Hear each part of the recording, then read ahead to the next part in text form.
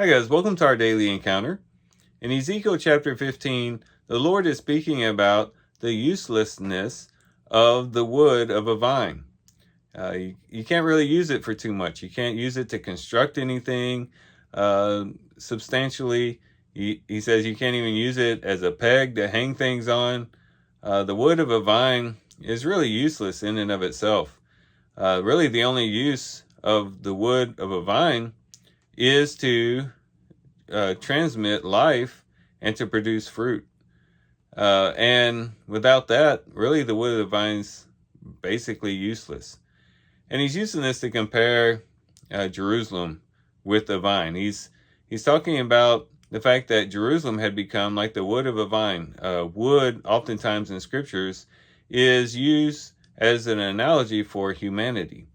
And Jerusalem had basically just been living according to the flesh, living according to their own human ingenuity and their own way of doing things. And they haven't really been plugged into the life of God to produce fruit for the Lord. And as such, they just became like wood on the vine. They would become basically useless. And Jesus even talks about this in John chapter 15. He says, if a branch is cut off from the vine, it's useless and is only good to be burned up. And there's even the idea of being burned here in Ezekiel chapter 15 as well. Really, if a branch of a vine is cut off, it's no longer receiving life, it's no longer producing fruit, and therefore it's worthless. So this is consistent with what Jesus says in John chapter 15. And as we think about this, we need to realize that we too need to be plugged into the life of Christ to produce fruit for the Father. And then we can be useful in and of ourselves, according to the flesh, according to our own strength and our own ingenuity. We're not very useful.